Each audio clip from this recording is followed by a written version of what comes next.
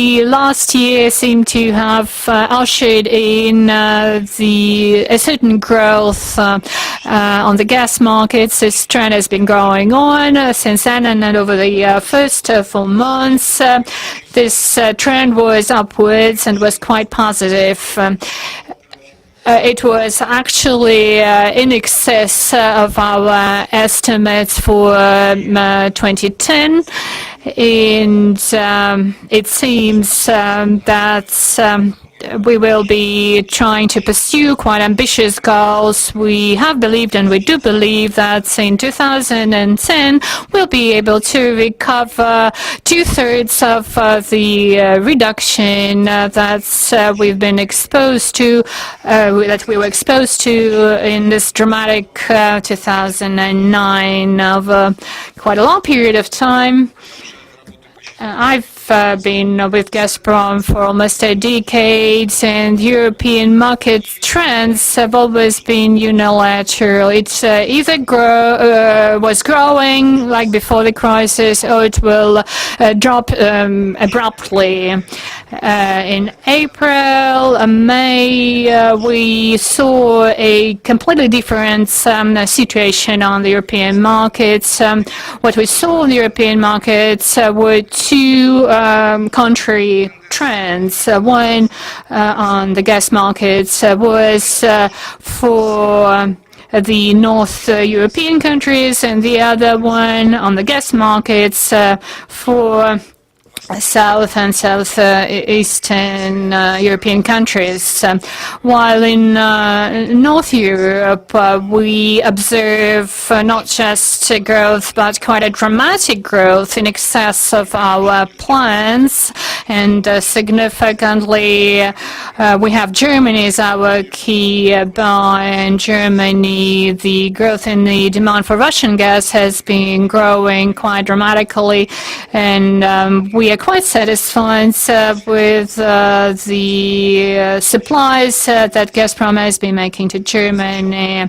But since early May this year, we have observed a different situation in the south of Europe, where the demand has dropped, and dropped so significantly that all our significant reductions in the first 4 months of the year were totally exhausted, and so we are back to roughly the estimates we had for our plans. If these trends continue, then one could assume that Gazprom's production in 2010 could be lower than we planned. And the conclusion is that whatever the people are talking about, the crisis in the Eurozone, about the crisis in the foreign debts across the Eurozone, is something that we are now observing in the real sector of the economy. This is the fact. We have two contrary trends on the gas markets, one upwards, the other one downwards. Now, on the U.S. markets, we have just entered this market. We started supplying LNG there, and on a daily basis, we are following closely what is happening on the U.S. markets. And what we see there is that in 2010 compared to 2009, the situation has changed. Importantly, there are a few things I wanted to discuss with you. The imported LNG on the U.S. markets, this is the first point. Back in the crisis since 2009, certain volumes of imported LNG from the US ended up in Europe, although additional supplies of LNG to European markets were based on the additional volumes that were supposed to be coming not from the United States but from Asian markets. But today the daily volumes of LNG to the US by 500 million cubic feet more than in 2009. Secondly, and this has to do with the shale gas production, we have been analyzing the US gas mix in the United States very closely, and shale gas supplies there seems to be in line with the volume of the reduction of supplies of traditional gas to the US markets, and its cost of production is lower. The question is then what is happening to the stocks of traditional gas on the US markets? For how long can they last? And there are different estimates. How many years of stocks are there? Some of these estimates are quite optimistic, others are quite pessimistic, and pessimists suggest that stocks of traditional gas in the US are for 11 years only. As for the Asian markets for us, for Russia, are very promising.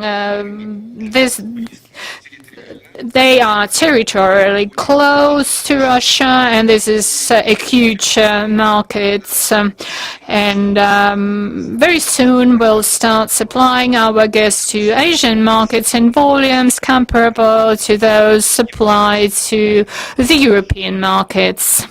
However, European consumers should not be too concerned because we'll be using different resource bases for our supplies to Asia. The European markets will be getting our West Siberian gas, and Asian markets will be getting our gas produced in Eastern Siberia. And this is exactly where we are starting new development projects. So European markets will be getting as much gas as needed by our partners with whom we have very good business and sometimes personal relations, and companies that work on the European markets are very good friends for us, and we know them all very well, from the top managers to middle management. So we need to give some time for them to respond to. But I would like to give just a few words on the Russian markets. On the Russian markets, the trend is above our planned figures. We see the upward trends, which means there's a good revival in the real sector of economy. And as for our future plans, starting 2014, prices for gas for utilities and industrial companies will be as profitable as our exports, minus exports duty 30% and transportation costs to European markets. It means basically that for the Russian gas producers, the most interesting and profitable market is the domestic market. For Gazprom, it is 150 billion to European and 300 billion to domestic markets. By 2014, in our financial performance, Gazprom will be actually working on two equal European markets, and then there will be no question then why European markets would want any other suppliers, because independent producers would want to sell their gas domestically, and the export channel, as it has been, will be still there operational. Now, a few words on the shale gas. I can't go on without shale gas. I need to comment on shale gas. Well, we cannot say anything against Gazprom, especially at the gas session. So about the shale gas, the technology has been available for a long time. Production volumes in the U.S., significant volumes of production in the U.S. Have been there for a few years, which previous speakers mentioned, but it was only since the end of 2009, precisely since November, they are talking about the revolution in this sector, and it was provoked by a respected publisher, which we love very much, and we track the Wall Street Journal publications very closely. After that publication, the entire global community found out about this revolution. So it's worth it, and it makes sense to analyze both the technology, the marketing aspects of this issue, but also the information coverage and promotion of this shale gas campaign.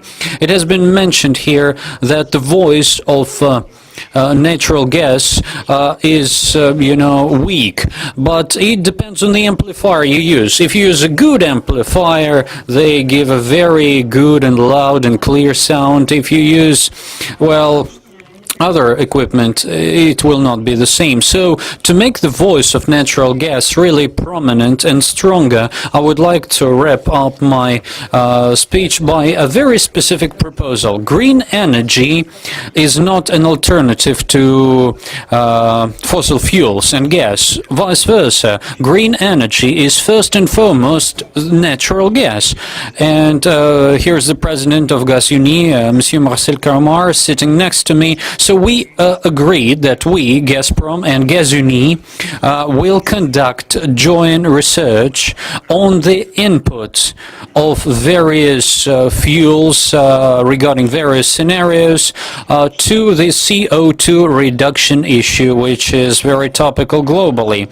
And from the economic point of view, we will identify and demonstrate as to the option and the way to go to achieve better performance and better economic efficiency. So first and foremost, I would like to address all the other heads of the companies here and all the respected colleagues here, and to invite them to join our initiative and our research, and we will report on the results very widely, and I believe we will use it as a very good amplifiers. Thank you very much.